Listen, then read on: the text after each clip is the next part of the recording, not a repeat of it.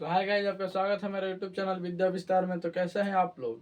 मैं आप लोग के लिए, चलिए वीडियो को स्टार्ट करते हैं। आप लोगों के लिए मैं प्रश्नावली 1.2 एनसीईआरटी मैथ का उदाहरण नंबर 5, जो कि आज पार्ट शायद ये सेवेंथ है, सेवेंथ पार्ट नंबर है। देखिए, हम आज क्या पढ़ने वाला है, इस पाँच उदाहरण नंबर 5 सॉल्व करने वाला है, ठीक। और प्रश्न नंबर 5 सॉल्व करने वाला है, और 6-7 प्रश्न 5-6-7 सॉल्व करेंगे, उदाहरण 5 नंबर सॉल्व करेंगे। तो चलिए, ये दोनों एक जैसा है, इसीलिए एक जगह लिख दिए। अब देखिए, संख्याओं 4n पर विचार कीजिए जहां n एक प्राकृतिक संख्या है। जांच कीजिए कि क्या n का कोई ऐसा मान है जिसके लिए 4 के पावर n अंक 0 पर समाप्त होता हो। 0 पर समाप्त होता है, इसका कहने का मतलब कि देखिए, 4 का हम क्या मान लेते हैं, प्राकृतिक संख्या क्या होता है, n क्या है, कोई प्राकृतिक, सॉरी यहाँ पे n कोई प्राकृतिक संख्या है। तो प्राकृतिक संख्या होता है ना, 1 2 3 4 5 6 बहुत है। तो बताइए कि अगर हम n की जगह पे ही रखेंगे तो 4 के पावर 1 हो जाएगा, फिर 4 के पावर 2, 4 के पावर 3, 4 के पावर 4, 4 के पावर 5, ऐसे बहुत आता जाएगा, ठीक। तो बताइए कि इसके n का कौन सा मान रखेंगे, यानी पावर कितना रखेंगे ताकि कितना आ जाए। जैसे कि 420, इसमें लास्ट में 0 आ रहा है, तो समाप्त हो रहा है कि नहीं 0 से। 200 430, चाहे 450, 560, ये सब क्या हो रहा है, 0 से समाप्त हो रहा है। अब भाई 453, 3 से समाप्त हो रहा है। 530 कितना से, 0 से समाप्त हो रहा है। तो ऐसा हमको संख्या खोजना है जो 0 पर समाप्त हो। तो हम आपसे पहले बता दें, चलिए एग्जाम्पल देके समझाते हैं हम कहना क्या चाहते हैं। कि देखिए, अगर हम 30 है यहाँ पे, ठीक, क्या है 30 है, तो अगर हम 30 का गुणनखंड करते हैं, अभाज्य गुणनखंड, तो 2 से 15, फिर 2 से नहीं कटेगा, 3 से 5, फिर 5 से 1, यानी 30 का अभाज्य गुणन होगा 2 गुणे 3 गुणे 5, ठीक। अब देखिए, कोई एक और संख्या लेते हैं जिसका अभाज्य गुणनखंड कर रहे हैं। चलिए 100 का लेते हैं। चलिए 2 से 50, 2 से 25, अब देखिए कितना होगा, 5 5, यानी आप देखेंगे कितना होगा, 100 का जो होगा 2 गुणे 5 गुणे 5।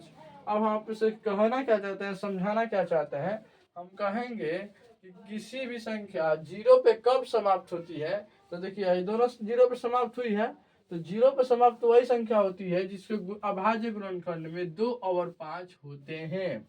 देखिए, कोई भी देखिए, जो 0 से समाप्त होगा संख्या, उसके गुणनखंड में 2 और 5 होंगे। भले देखिए, यहाँ पे कितना है, यहाँ पे 2 को 2 है, यहाँ पे 2 को 5 है, उससे हमें कोई मतलब नहीं है। 1 को 5 और 1 को 2 रहना चाहिए, नहीं रहेगा तो 0 पे समाप्त नहीं होगा। यहाँ पे 1 को 2 है, 1 को 5 है, डबल डबल है, लेकिन हम एक कहिए को लेंगे, ठीक, एक कहिए को हम लेंगे। तो 1 को 5 है, 1 को 2 है, तो ये 0 पे समाप्त होगा। यहाँ भी 1 को 5 2 है, यहाँ पे 1 को 5 है, 0 पे समाप्त होगा। अगर हम आपसे बोले जैसे कि कितना 16 ले लीजिए, तो इसमें 2 आएगा हो सकता है, लेकिन 5 नहीं आएगा, दोनों एक साथ नहीं आएगा। कि तो 2 आएगा तो 5 नहीं, 5 आएगा तो 2 नहीं। अगर दोनों एक साथ आ रहा है, 2 5 दोनों आ रहा है, तो निश्चित है उस संख्या 0 पे क्या होगी, समाप्त होगी। 16 का देख लीजिए, 8, 2 से 4, 2 से 2 और 2 से 1। देखिए 1 2 3 4, चारों में कितना आया, चारों में 2 ये आया है, कोई भी मैंने 5 नहीं आया। अगर हम 15 का आप ले लें तो 3 से 5, 5 से 1, यानी 15 में 3 गुणे 5 आया, फिर 2 नहीं आया। तो इसके लास्ट में अगर 0 रहता तो जरूर 2 आता, 0 नहीं है इसीलिए खाली 3 आया, ठीक। अगर हम 10 लिए रहते तो 2 से घटाते तो 5 बार में नहीं कट जाता, तो 10 में 2 5 आ रहा है कि नहीं। तो इसलिए जौन सी संख्या का अंक लास्ट में 0 से समाप्त होगा, तो उसमें उसका अभाज्य गुणनखंड में 2 और 5 निश्चित होगा, ठीक। तो 2 और 5 रहना जरूरी है, जब तक नहीं होगा तब तक नहीं होगा। तो देखिए 5 नंबर उदाहरण के लिए हम क्या लिखना चाहते हैं कि इसका गुणनखंड कीजिए, 4n का गुणनखंड कीजिए। 4n का गुणन कितना होगा, 2 गुणे 2 पावर n, खाली इसको तुरा है 2 गुणे 2 पावर n। अब इसमें बताइए 5 आ रहा है नहीं ना, तो इसलिए 4 के पावर n का अभाज्य गुणनखंड में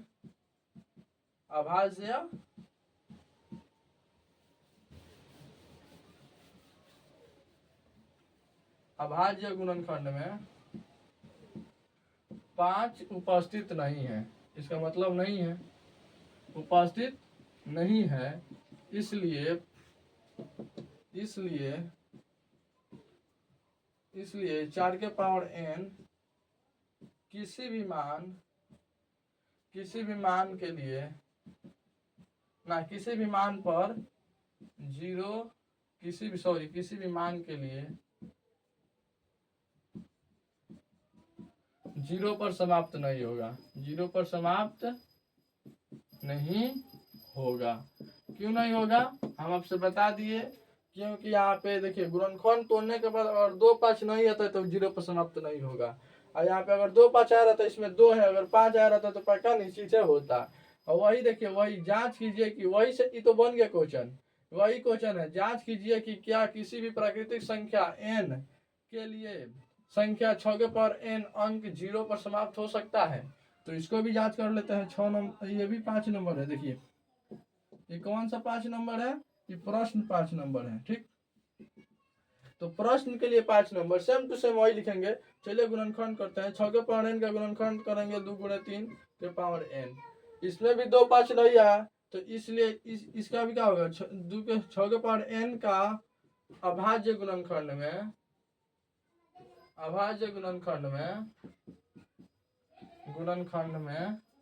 5 उपस्थित नहीं है। क्या नहीं है, 5 उपस्थित नहीं है, उपस्थित नहीं है। इसलिए यहाँ भी ऐसे रहेगा। इसलिए 6 के पावर n किसी भी मान के लिए 0 पर समाप्त नहीं होगा,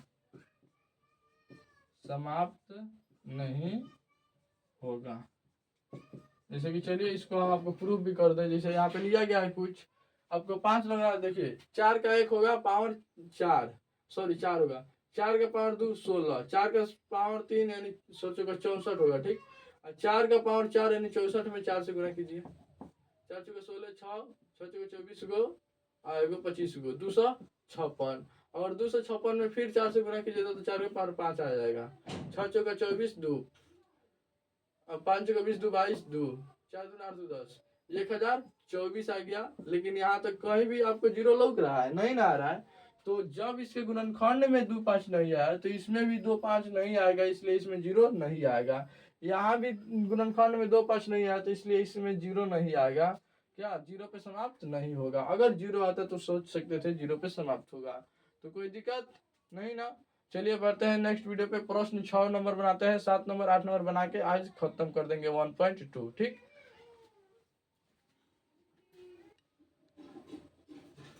तो अगला नंबर क्या क्वेश्चन है, अगला नंबर प्रश्न 6 1.2 का क्वेश्चन है कि व्याख्या कीजिए कि 7 गुणे 11 गुणे 13 प्लस 13 और 7 गुणे 6 गुणे 5 गुणे 4 गुणे 3 गुणे 1 गुणे प्लस 5 भाज्य संख्या है।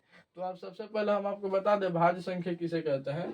तो भाज्य संख्या उसे कहते हैं जिसका गुणनखंड हो, और जिसका गुणनखंड नहीं होता है उसे भाज्य संख्या नहीं कहते हैं। हमारा कहने का मतलब जैसे 1 2 3 4 5 6 7 8 9 भाज्य संख्या को संयुक्त संख्या भी कहा जाता है। ठीक, इसका गुणनखंड ये तो 1 है तो ये क्या होगा, अभाज्य होगा।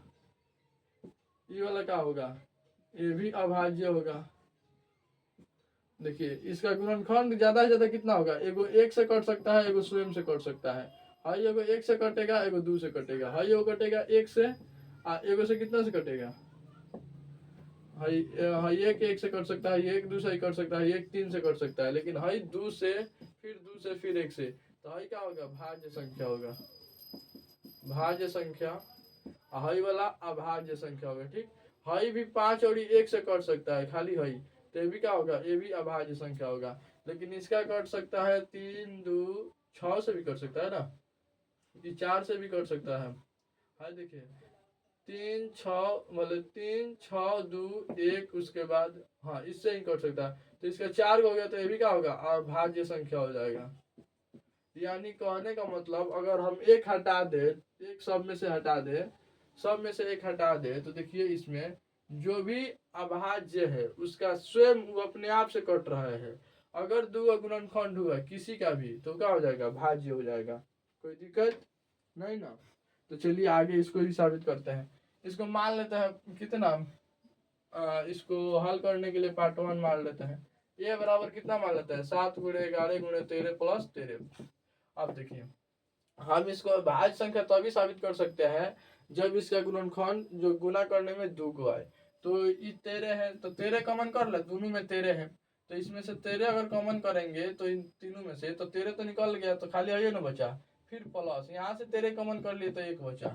अब 13 इंटू, अभी रहने दीजिए, 11 में 7 से 77 प्लस 1 है। देखिए 13 और 77 को एगो 78 इंटू, अभी 2 गो फॉर्मेट में हो गया कि नहीं, 2 गो, अब 2 गो में हो गया, 2 गो मैंने गुना के रूप में हो गया, तो क्या होगा, भाज्य संख्या या संयुक्त संख्या होगा, या यही हमको साबित करना था, संयुक्त संख्या होगा। ठीक, अब आपको ये पूछेगा कैसे, देखिए जितना अभाज्य संख्या होता है उसका गुणनखंड अगर 1 को छोड़ दिया जाए तो स्वयं होता है, और इसमें 1 को छोड़ के डबल है, इसका मतलब क्या होगा, भाज्य संख्या होगा। अब इसको देखिए, इसको भी पार्ट भी मान लेते हैं, 7 गुणे 6 गुणे 5 गुणे 4 गुणे 3 गुणे 2 गुणे 1 प्लस में 5। अगर चलिए इसको हल करते हैं, दोनों में 5 है, यहाँ भी 5 है यहाँ भी 5 है, 5 कॉमन करते हैं तो 7 6 4 3 2 1, 7 6 4 3 2 1 प्लस इधर आ जाएगा 1, करिए 5 7 6 42, 42 चौका कितना होगा, 4 दूना 8 2 4 दूना 8 4 चौका 16, 168, 168 में 6 से गुना कीजिए, 8 6 48 4 6 36 40 4 6 4 10, 1008, ये कितना हुआ 1008 है, एगो हाई हुआ। ठीक, तो 5 गुणे 100 1009। ठीक, तो ये भी क्या होगा, 2 गो फॉर्मेट में हो गया, तो इसलिए क्या होगा, ये भी भाज्य संख्या होगा, भाज्य संख्या या संयुक्त संख्या होगा, या संयुक्त संख्या होगा। कोई दिक्कत, इसमें कोई भारी बात नहीं थी, हम आपको बता रहे थे भाज्य संख्या साबित करने के लिए उसमें मात्र उसका गुणनखंड स्वयं होगा, इसमें डबल होगा तो क्या होगा, भाज्य संख्या होगा।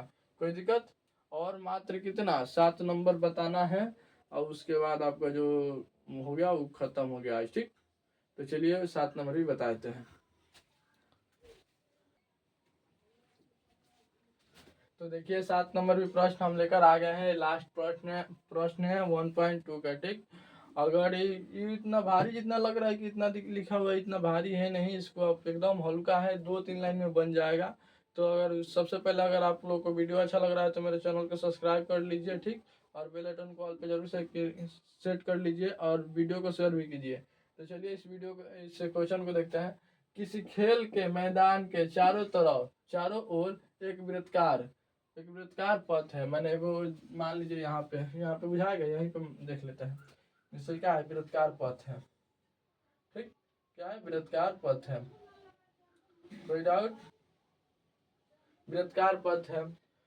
इस मैदान के एक चक्कर लगाने में सोनिया को 18 मिनट लगते हैं। ये क्या है, एगो नाम है सोनिया। ठीक, इस सोनिया को कितना मिनट लगता है, 18 मिनट लगता है। कोई दिक्कत, लगते हैं, जबकि उसी मैदान का एक चक्कर लगाने में रवि को 12 मिनट लगता है। रवि को कितना मिनट लगता है, रवि को मात्र 12 मिनट लगता है। दोनों का देखिए, यहाँ से सोनिया स्टार्ट कर रही है तो यहाँ से घूमते घूमते आने पर देखिए ऐसे सोनिया स्टार्ट कर रही है तो घूम के आने में उसको 18 मिनट लग रहा है, लेकिन वही रवि यहाँ से स्टार्ट कर रहे तो उसको घूम के आने में 12 मिनट लग रहा है। तो रवि का है तो फास्ट है।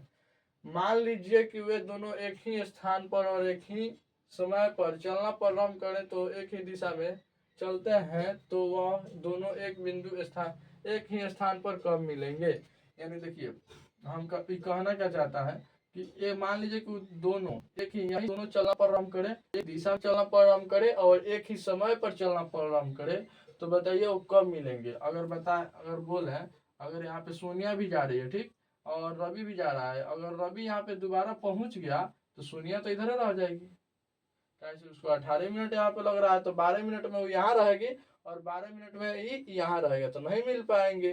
तो बताइए तब कैसे मिलेंगे। ठीक, हम फिगर यहाँ पे बना दिए। चलिए बना हॉल यहाँ से कर देंगे।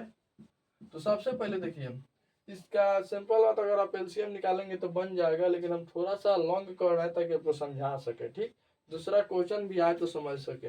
एक बिंदु से देखिए दोनों दौड़ रहा है। ठीक, सोनिया भी रवि भी। तो बताइए कितने देर के आने के बाद कहीं एक बिंदु पे मिल सकते हैं। ये नहीं कि यहीं पे मिलेंगे, ये नहीं कि यहीं पे मिलेंगे, कहीं भी मिल सकते हैं, यहाँ भी मिल सकते हैं। ठीक, तो कहाँ मिलेंगे आखिर, मैंने कब मिलेंगे। ठीक, तो चलिए बनाते हैं। तो वो कब मिलेंगे, जब उछल रहे हैं। तो माना कि सोनिया द्वारा लगाया गया चक्कर, सोनिया द्वारा लगाया गया चक्कर ए, और रवि द्वारा लगाया गया चक्कर बी। कोई दिक्कत। अब आइए प्रश्न से। अच्छा, हम आपसे पूछें, क्यों तो मान लिए अगर हम आपसे पूछें कि यहाँ पे हम कितना एक बार जा रहे हैं, मान लीजिए एक बार कितना रवि जा रहा है तो 12 मिनट लग रहा है। तो कितना एक में 12 से गुणा किया, अगर 2 बार जाएगा तो 24 मिनट, 3 बार जाएगा 36 मिनट, ऐसे हो गया ना। उसी तरह रवि कैसे गुना किए, जितना चक्कर लगा रहा है उतना और जितना मिनट लग रहा है उतना। तो सोनिया का समय तो कितना होगा, सोनिया का समय, देखिए सोनिया जो हो रही है वो एक ये जा रही है, लेकिन याद रखिएगा वो कितना मिनट ले रही है, 18 मिनट। तो उसका टोटल टाइम लगेगा 18 गुणे ए मिनट। देखिए अगर सोनिया एक चक्कर लगाती है तो 18 मिनट, 2 चक्कर लगाती है तो 36 मिनट, 3 चक्कर लगाती है तो 54 मिनट। तो कितना 18 दूना 36, 18 3 54, 18 से बोलते मैंने 4 गुना कर रहा है कि नहीं। उसी तरह एक चक्कर लगा रही है तो 18 में से गुना करेंगे।